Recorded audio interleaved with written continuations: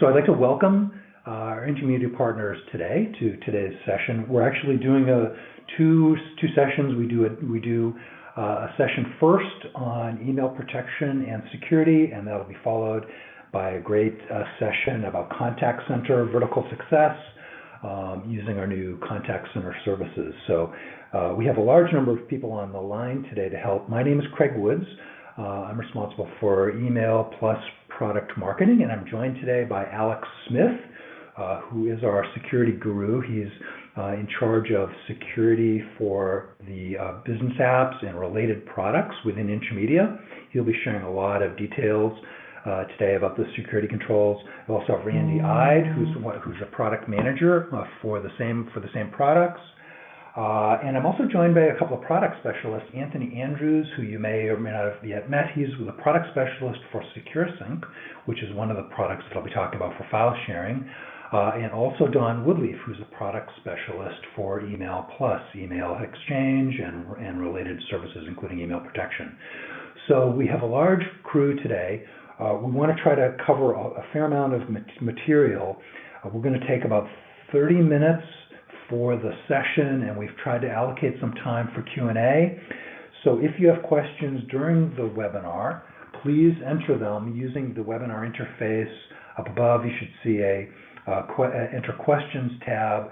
Please let us know if there are topics that you would like us to follow up with you on, because we're very happy to do that. We're going to go through a lot of material today. Hopefully it'll spark some interest and help you understand how we can help you and customers.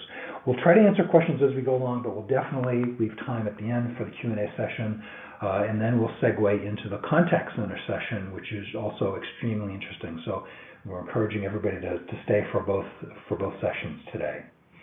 All right, so let me get started. We're going to talk about security, what it is we're doing, why, and then some of the ways that we're trying to make this as actionable as possible for our partners. Alex is going to talk about the email protection capabilities that are available today. He'll show you some of the steps to follow to put this in place for customers. We'll also talk about file sharing and SecureSync and some of the things that are new with SecureSync and some of the ways that we think you can help customers protect their major assets. And then we'll also talk about 2FA as it relates to different intermediate services and some of the things that are coming up that Alex has been working on that I think are going to significantly enhance our security capabilities. And then we'll leave some time for Q&A, of course. You know, I wanted to start this off by talking about an experience that I had. I was at a birthday party for a friend of mine who's a CEO of a small company in Silicon Valley. And he was looking kind of haggard, and I asked him how it was going, and he said, well, I just had the worst week of my life because early in the week, somebody in my company, we think it was,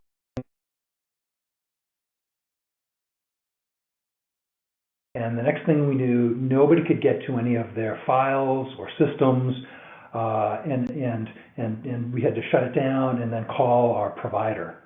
And you know, when I called the provider, they understood exactly what was going on, and they sent a great team in to help. But I had to learn all about Bitcoin, and they had to set me up with a laptop and then a fake account to contact the people who had done this to us. And it was just a nerve-wracking experience. You know, I thought our company was going to be going out of business. And at the end of this, what he realized was, you know, the actual amount that they were asking for was not that large. I think it was about $13,000. But he said that, you know, the biggest surprise to me was that my provider, because we're really small, we don't have an IT department, we rely on a services provider. They were really good at helping us recover. But what I couldn't believe was that they had let us get into this in the first place. You know, they hadn't locked down our NAS, and so all of our corporate assets, my IP, you know, for my business was compromised, and I've got to look around and try to make sure that this never happens again. So, you know, he was upset at the accountant for clicking on this and initiating it. But at the end of the day, who do you think he was going to fire? You know, it wasn't going to be the accountant; it was going to be the service provider. So what we want to take from this and help you today with is understand how to use all of the security controls that we've built in to protect your clients and also protect yourself. And there are a couple of parts to this that Alex is going to step through. Part of it is making sure that you're helping your clients by having the basic administrative controls set up, and we're going to step through that today. And also that you're really helping your clients understand what it is their responsibilities are and what they need to do to protect themselves. We think that that's really critical for customers and for partners. So what are we doing to try to make this as actionable as possible? We're going to spend a lot more time talking about the actual controls, but one of the things that we've done is we've published a security kit for our partners that shows how-to videos of the settings, most of which Alex is going to go through, or Alex is going to go through in more depth today for hosted exchange and other things, and then for file protection. We want to try to make this as easy as possible. So we've put this together into a security kit that's online, and we're also helping you to present ransomware protection using SecureSync to protect files using ShareSync or SecureSync if that's not something that customers have. And the way that we've tried to structure this is to make it as simple as possible. So in the security kit, we've posted all of the assets from how-to videos, instructional guides, even templates that you can use to send to your client to say, hey, let's let the users know what's happening, why we're doing this, when it's taking effect, what they need to know. We want to package this up so that it's as simple as possible for you to deploy with your customers. I think this is a great benefit for customers and also for you. So we're doing this for email protection against phishing and ransomware. Those are the two primary threats that we want to help you protect against, because those are the two main threat vectors that are impacting the business today. Okay, so with that, what I'm going to do is turn it over to Alex, and he's going to talk about email security and protection features and the controls that we want to make sure you're aware of and how to use them. Thank you, Craig. And hello, everyone. Right, so I've just prepared this kind of brief high-level slide. I appreciate that, there's a lot of webinar content coming your way, so I've tried to really distill the controls and the security measures that we have down into kind of two key categories, really, as it relates to phishing and ransomware, but really any threats that your customers and businesses will face. So we start off with the preventative measures. These are measures that we can take or controls we can put in place that prevent the bad thing from happening, whatever that bad thing is. So a lot of what we're talking about here are, how do you stop the bad guys getting in? How do you stop the passwords getting compromised? But bad things happen, and we have to accept that. So we have to know when they've happened, and we have to be able to recover from those bad things. So, really the full 360 view here is, preventative measures, and then what to do when they fail. And unfortunately, they may do that from time to time. So we're going to look at some of the features that we have available through that lens specifically.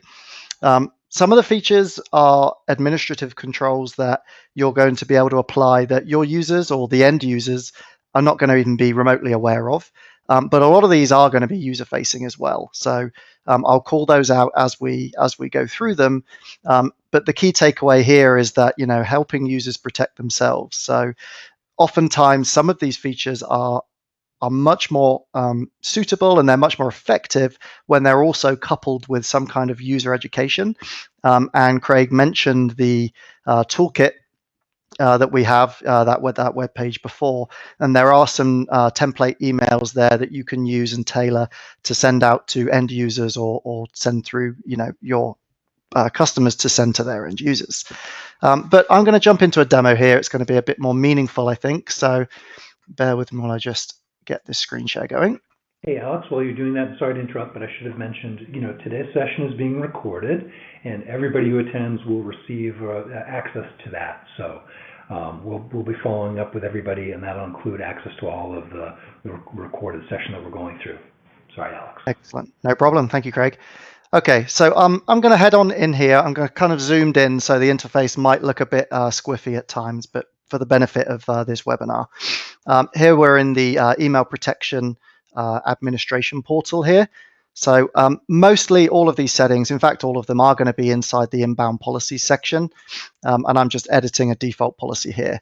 So one of the first things we want to call out here is just the basic spam management controls. So spam is defined as obviously unwanted messages. We kind of have two key levels of spam detection. One is that most egregious level of spam. We just call it certain spam. And by and large, most customers are going to benefit from just having that stuff not even delivered to their end users at all. You can start with somewhat of a softer control, maybe sending it to user quarantine. But in our experience and from feedback, ultimately, you're going to want to either send that to an admin quarantine so that your users don't ever see it, or you could even permanently delete it.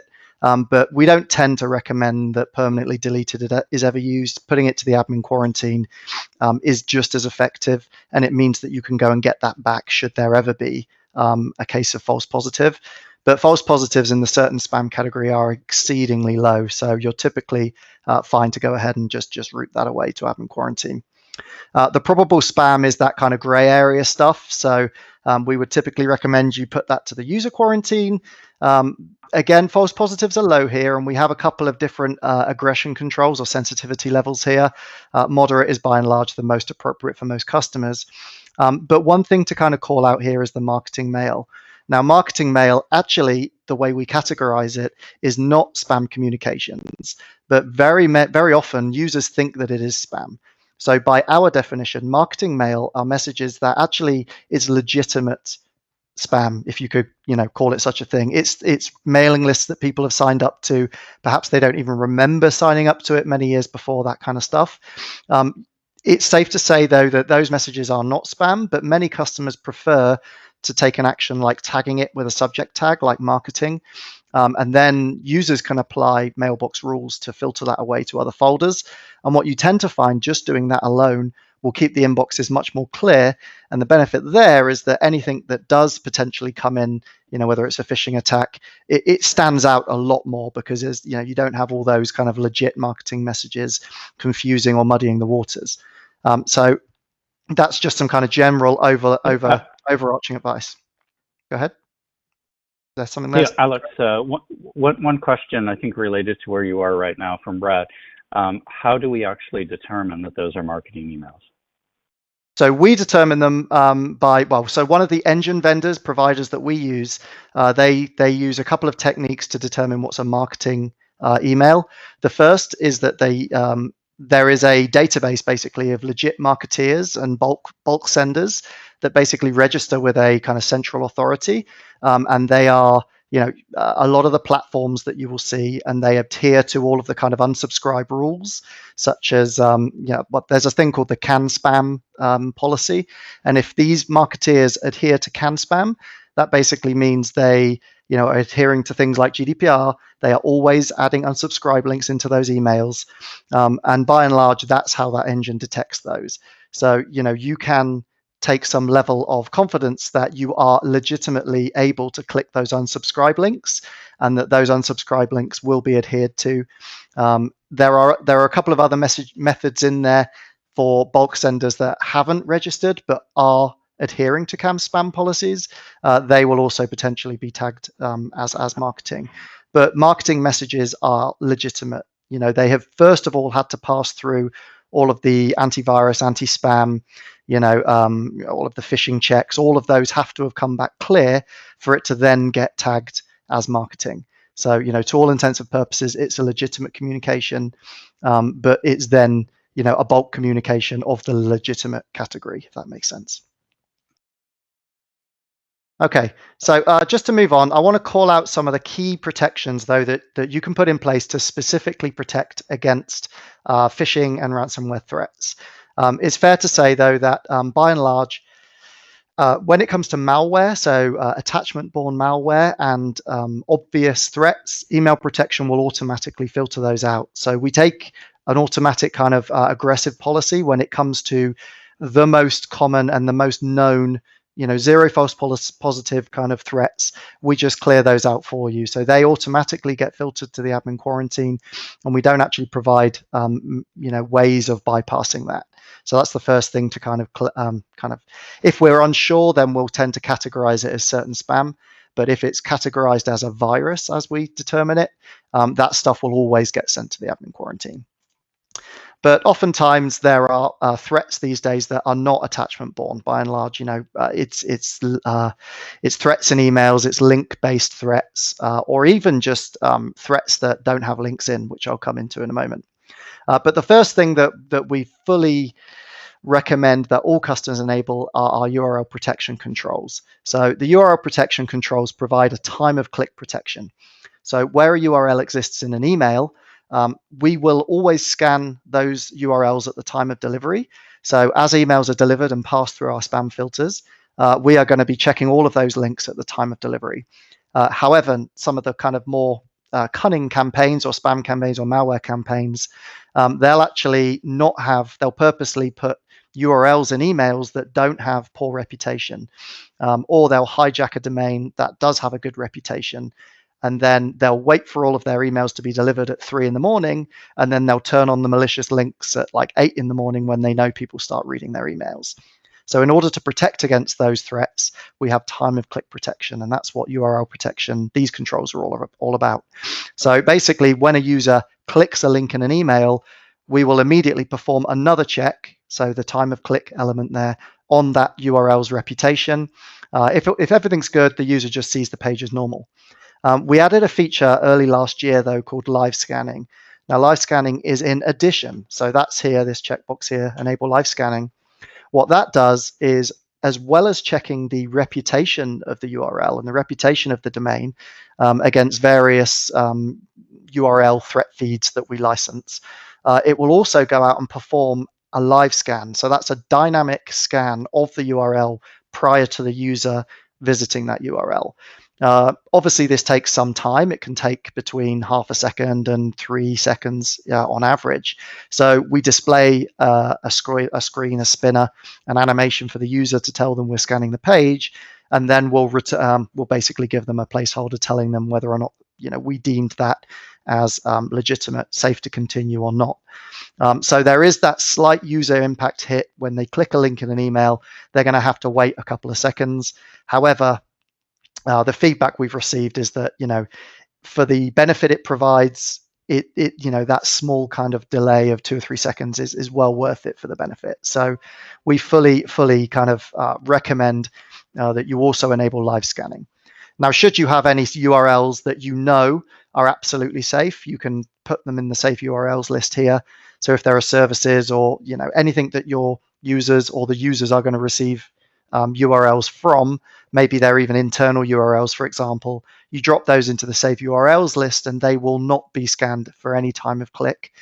In fact, we won't even rewrite or modify those URLs in the email. They'll just be delivered as they were originally intended. But URL protection is probably the number one thing you could, and most impactful thing you could enable to protect against phishing threats as we see it. So the next thing I'm going to move on to is we have this whole section here just called phishing. Now, this is a collection of controls that we've kind of put together that provide various different types of protections. Some of these are suitable, some of them are less suitable, and I'll kind of just talk through here in a little bit of depth why you might enable these. So the first one here we call just external email tagging. So this is quite a simple control. It literally just makes a subject tag to all emails that originated from outside the business. So anything that's come from an external source, we just tag it as external. And you may not think that that's particularly useful. However, if you consider that the vast majority of threats actually come from external rather than inside threats, just tagging something with external and educating your user base that if they were to receive an email purported to be from a colleague, an internal colleague, yet it has that external tag, that is extremely impactful, and it's a very kind of blanket way of raising awareness that there could well be something afoot there. It's something that does require a level of user education, though. So anytime that you're tagging an email, you obviously have to inform those users how to interpret that tag and kind of what to do with it. So this is one of those points in time where it's good to look at those template emails we provide, and they can help with that user education piece. But again, that is incredibly powerful, even though it's quite, I suppose, dumb almost in how that policy is applied. Another policy, though, that we do recommend you apply is the domain match policy. So this is this second one here, emails that match your domain. So this is quite a black and white policy. So if a customer has a domain, I don't know, acme.corp, for example, and somebody from outside of that domain is trying to spoof that domain, it's an incredibly high chance that that's a phish. So, you can have things like SPF records that will, in fact, you can just click this trust authenticated emails box, and that will basically bypass that check for anything that conforms to SPF, for those of you who are aware of email authentication. And that alone, you can just click Save Changes there, that alone will protect against all kind of external phishing threats for a domain that's registered for that company. So you can be, again, because this is a very black and white check, it's literally checking for a one-to-one match on that domain, you can go quite aggressive with that policy. So assuming your email authentication, your SPF settings are set up well, you can literally just block all of those messages by and large. They're almost definitely spam or phishing, probably more nefarious in nature. So again, we now kind of move on to a bit more of the, I suppose, the levels of gray phishing checks that we have here. So these are things that may or may not be malicious, but they're useful to have. One of these is the reply to check. So oftentimes somebody will send a message from a certain email, but they'll have a reply to that doesn't match that. And their from address will look like an internal email, but the reply to will go to somebody external. In that situation, it's not always malicious, but by and large it is. It's a very kind of common technique for engaging a user, and then then performing some kind of social engineering on that end user to then perhaps perform some action. So this is just a way of potentially detecting that type of scenario. We recommend, though, that because there is potentially legitimate reasons for that situation, you maybe tag with a possible phishing tag, and again, an accompanying level of user education would be required for the user to really understand why, what to do with that tag, whether they report that to an administrator who can then check it out in some more detail. In a similar vein, we have emails that come from domains like your domain.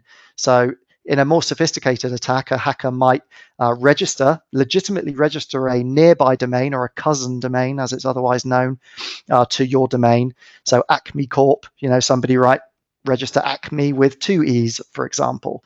It's a similar domain. At cursory glance, a user might not notice, but they can then register SPF and DKIM and DMARC and all of these wonderful things that protect against domain spoofing. All of those checks will come back legitimate because somebody else actually owns that domain. So in that situation, you might want to check for that. So in this situation, we'll check if the sender's domain, the from domain tries to look or appears to look similar to one of the receiving domains.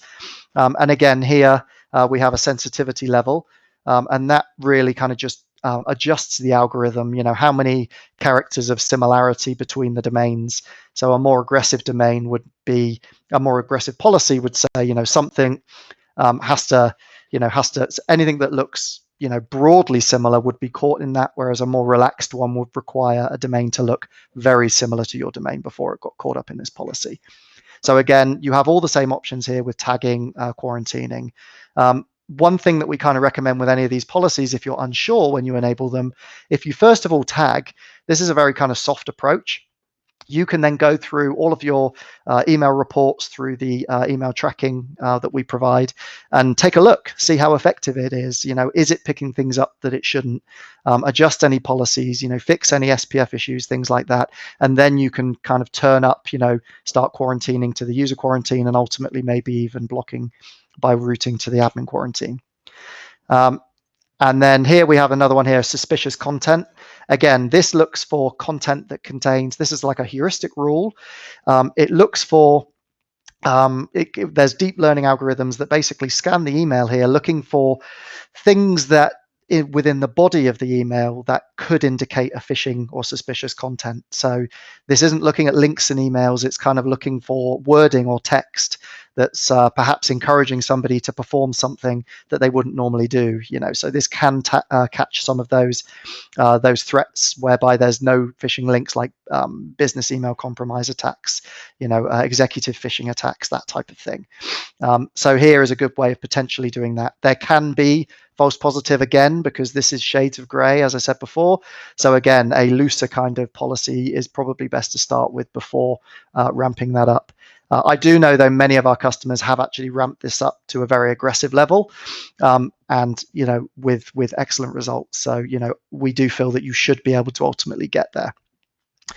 And lastly here, there's the email impersonation. So this isn't users trying to impersonate domains. They could actually be emailing from completely legitimate domains.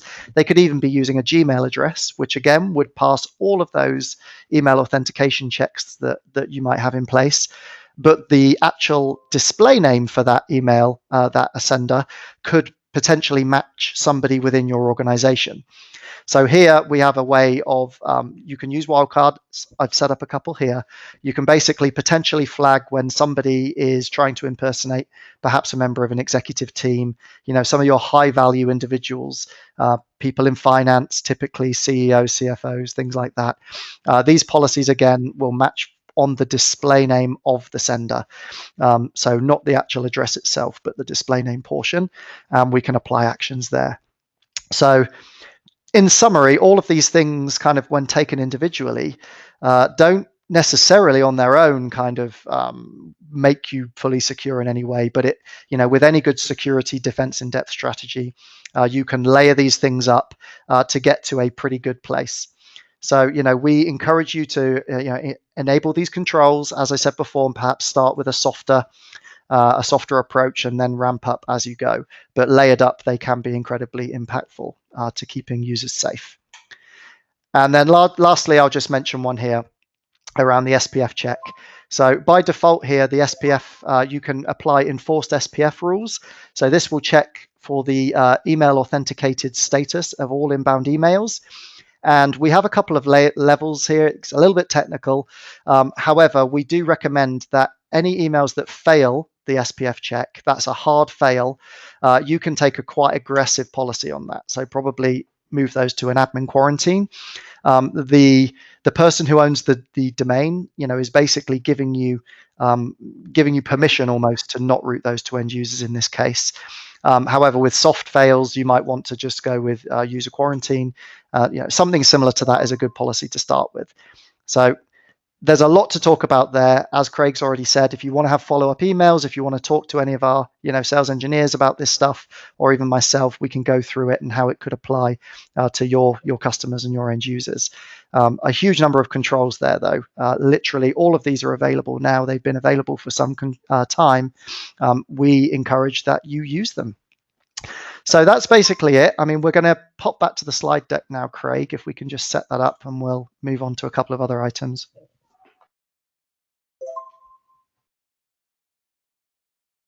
I'll get it back there, Alex. Thank you. All right.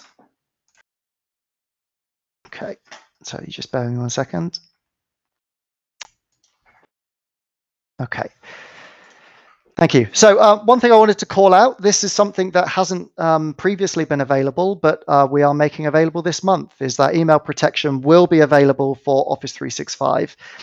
Previously, email protection and all of the services and protections it offered were only previously available for our hosted Exchange or intermediary hosted mailboxes. We are now extending that out to Office 365. So any customers that you might potentially migrate over to Office 365 Mailbox or currently exist in Office 365, you'll be able to layer on these protections, and all of the things that we've talked about will be available to protect Office 365 as well. I believe you'll probably, Randy, correct me if I'm wrong, but to enable this, reach out to partner account managers. What's the process right now for that? Yep, that is correct. And also, we're going to start with a beta. So if you're interested in being a beta, please reach out to your partner account managers. Okay, wonderful. Great. Okay, so we're at the time, but Craig, if you would like to carry on and talk a bit about security. Yeah. Hey, thank you, Alex.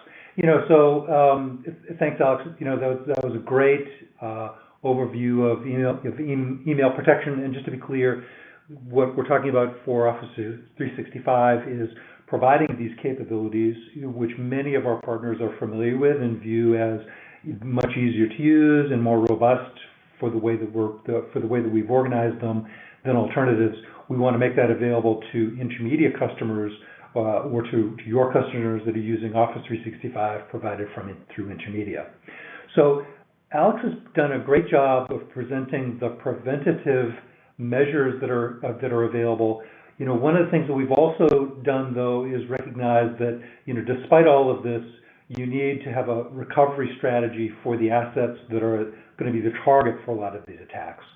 So last year we introduced Bitdefender into the Secure Sync cloud to do scanning of all files that are stored in Secure Sync or ShareSync, so that we're going through them and then flagging suspicious files for you as an administrator. But this is something that you need to activate that takes effect at the account level, but it's really important that you turn on as a setting for your clients that are using Secure Sync or ShareSync. And obviously we're going to talk about why that makes Secure Sync or ShareSync a great opportunity to add this level of protection for clients that aren't using it already. So this is built in to Secure Sync now, but you need to turn it on. We've also introduced some new capabilities for security around device and web access controls that Secure Sync has a very rich set of administrative security controls. We've recently introduced new controls that help manage the devices that are able to have access to, that you're able to store files on using ShareSync and Secure Sync. And so those complement things like device usage visibility for administrators, or adding a new device, or also having remote wipe access as an administrator. Similarly, we've added new controls into the app access at the web level, so that you can control who has access to the Secure Sync web client to get to files. So, hopefully the picture that you're getting is we take security extremely seriously. We've built many capabilities into our services. We want to make sure that you're taking advantage of those, and that we're making it as easy as possible for you to leverage that. Okay, so we're doing the front end and the back end. So now what I wanted to do was turn it back over to Alex, and he's going to talk about some of the other things that are in place and coming around security. Thank you, Craig. Yep. So some of the platform security, so these aren't necessarily specific to email at this point. Some of the other security settings that we've introduced quite recently, and some of them that are coming. So one thing that we introduced quite recently is a compromised password notification. So this is similar, but in addition to the password complexity rules. So ensuring that users choose strong passwords. If they choose a password that meets the password complexity rules that you're applying, but it matches a known compromised password. So for those of you who are familiar with Have I Been Pwned, we have an integration with the Have I Been Pwned site. And whenever a user submits a password that matches one of those, we will provide a warning to the user that they are choosing a potentially compromised password, even though it meets the criteria. This is a kind of warning indication that the users should probably choose, or we recommend that they choose a new one. And we're going to add some capability into this as well that I'll talk to you about shortly, but this is available right now. So just one thing to be aware of, we launched this a few months ago. It exists both for end users, and also if an administrator attempts to choose a password for a user that matches Have I Been Pwned, previously compromised passwords, but admins can bypass that and continue if they wish. So one of these other kind of detective measures, or kind of, I suppose, belt and braces measures for the situation where a user does get phished or their password is compromised for whatever reason, the biggest and best backstop that you can put in place is two-factor authentication. So 2FA, for those of you that aren't aware, adds an additional layer of security. We have a number of different methods that users can apply 2FA. So from a simple SMS or a voice call, or the most secure and actually the easiest for users to use is a push notification to an app. So for the partners, we have the DoubleSafe app. That application is by far and away the least kind of impactful to a user's workflow, but provides the highest level of security. When they input a username and password legitimately, they'll receive a push notification to their phone, they'll hit an allow button, and they'll be in. So for users, not too much pain, but for attackers, it makes it impossible for them to access the user's account, even in the case that they have compromised their password. It's also a notification to the user that their password's been compromised. If they receive a push notification or a 2FA notification, and they have not just entered their password, they then have the kind of clue, I suppose, to go and change their password, notify their admin, take some remedial action there. So 2FA is available for SecureSync for all of our admin control panels, and it's also available for Outlook Web Access as well. Although if you reach out to us, we can enable that for you today. It's coming though with some controls in the control panel very soon. And shortly as well, we'll be rolling out a similar device registration 2FA protected method for all of those Outlook endpoints, so the thick client endpoints such as desktop and mobile. So again, fully recommend you enable 2FA wherever you can today, and we'll continue to increase our 2FA coverage across our estate of services. So I've then chosen a few kind of impactful things that are coming in the next kind of few months. So I haven't gone too far out. These are things that you should be aware that are coming that relate to, again, platform security. The first relates to that compromised password, but the addition we're adding is that you'll be able to stop users entering compromised passwords. So right now it's just a warning to users that they've chosen something that it has been previously compromised. This will allow administrators will have a control in the control panel that stops users. It prevents them proceeding with that password choice. So again, this is something that we're going to recommend as enabled. Look out for the notification when this goes live in the next incoming months. Another thing, again, this is all about the detection, is a suspicious login activity alert. So we've recently been introducing a backend analytics platform that's enabled us to start layering on some AI-based approaches to security. And what this is doing is we create a baseline for traditional user behavior. So where do they log? What service providers do they use? What are the times of day that they log in? And if we happen to notice some kind of behavior outside of the norm, we're going to send some notifications to them, either via email or to the administrators that perhaps something unusual has occurred, and they might want to, go and change their password, take some kind of remedial action again. And I'm moving quickly. I'm very worried about time. So another thing that's coming is configurable tagging. So I mentioned a number of times subject tags that you can apply in email protection. We're extending that so that you can customize the subject tag to something that is most impactful or meaningful to your users. And we're also inputting body tags, so you can not just have short subject tags, you can have banners at the tops of emails that give an opportunity to give some user education as to what to and how to handle that particular email. And lastly, this is the last one, Craig, is the platform, is the access-based restrictions based on country. So right now we can apply IP-based controls for control panels. We're extending that, but we're also making it a lot easier for you to configure access controls, both for administrators and end users, based on the countries that the users are coming from. So again, these will all apply to SecureSync and all of our services. They'll basically stop users from accessing our services from certain countries. So you can apply blacklists and whitelists as appropriate to the users and where they would traditionally access those services. So Craig, back to you. Great. All right. Hey, thanks, Alex. I think that one of the difficulties is there's so much depth and detail that we could spend quite a bit of time on this, and we'd love to do that in the follow-up. So if you have a specific question that you would like follow-up with, we'll see how much time we have at the end of the session, but please enter a note in the Q&A that you would like some follow-up and what the topic is regarding to help us make sure that we get the right information to you. So I wanted to start to wrap this up by talking a little bit about some of the things that we're also doing to make it easier to go out to clients and present how you can help. So we now have introduced a security ransomware campaign in a box for partners to use, which is a pre-built, customizable campaign that you can run to your clients or prospects that includes a series of emails and assets about the ransomware threat, about the risk of lost or stolen devices, about the risk of people leaving their organization, and then follows with some of the security controls that they may be interested in. If you're specifically interested in this, then I'd love to have you make a note of that, and Anthony will be available to follow up with you. But we have this both in ShareSync and SecureSync versions as a prepackaged campaign that you can run to your customers or prospects to help alert them to ransomware, but then also provide more information and an opportunity to talk to you about some of the things that you can do to help them.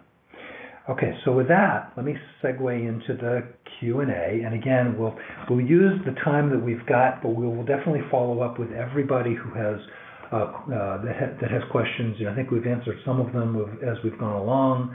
Want to make sure that you're taking advantage of the Security Assets toolkit that's online, and we'll be adding to that over time. But why don't we see what questions we have that we can try to address here today. And Craig, I do see some good questions here. I'll just try and run through a couple of them pretty quickly, and then there's a couple I'm going to address to Alex, and Alex will certainly jump in if I say something wrong in the answers here.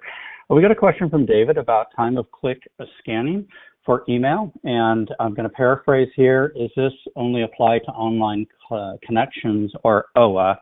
And the answer is we rewrite the URLs as the email comes through.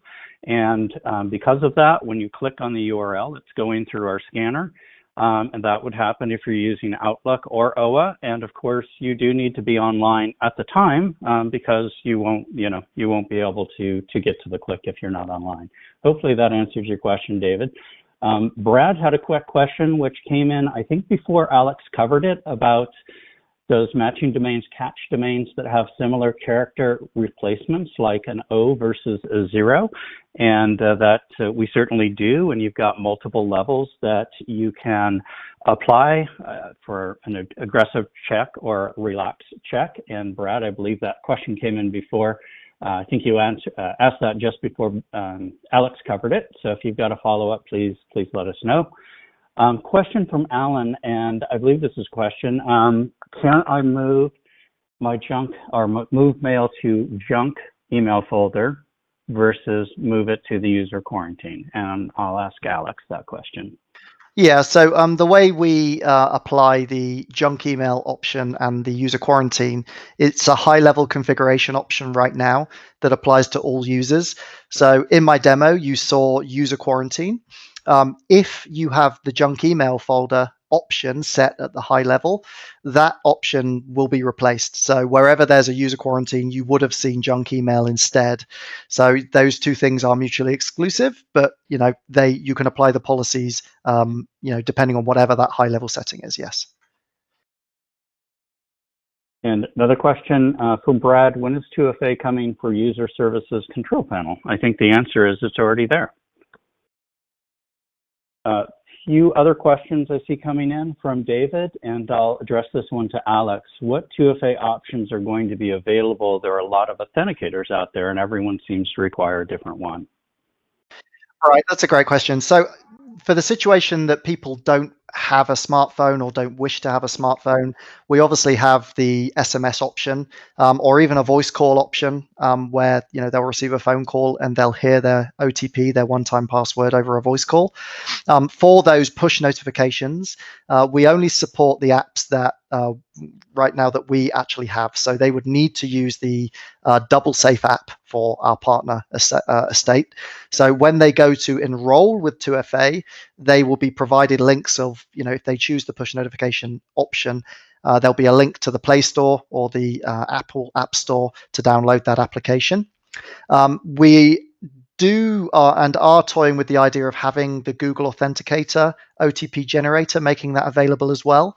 But there is an OTP generator within the Double Safe app as well anyway. So that's kind of just overlapping functionality. But should we see enough call for it, we could enable the Google Authenticator app, or indeed any Authenticator app that supports the Google Authenticator protocol.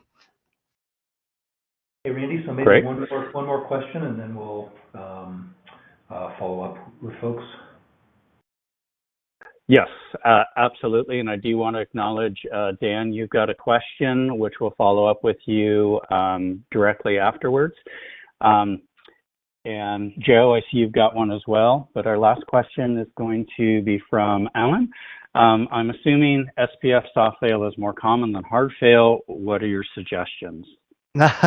That's probably one that we've not really got time to answer, but yeah, SPF is one of these technologies that it was introduced a long time ago, and it's wonderful when it's actually configured correctly. However, by and large, people don't tend to configure it correctly. SPF hard fail, though, is that black and white, you have permission to just drop that message. A soft fail means it's been configured in a way that the administrators they don't have the confidence to enable the full hard fail. So what we tend to find is soft fail is much more common because most admins don't go the full kind of the whole 9 yards to fully enable hard fails. But it's really up to you. We have some customers that will aggressively filter soft fails SPF as well. But I would say the way it's configured, you are going to get false positives if you do that, unfortunately. Not much we can do about that from a filtering perspective. It's kind of just the way SPF has evolved and been deployed, over the last 15 years. Great. Hey, thank you, Alex, and thanks, Randy, for moderating that crew. But thank you, Intermedia partners, for attending our session today.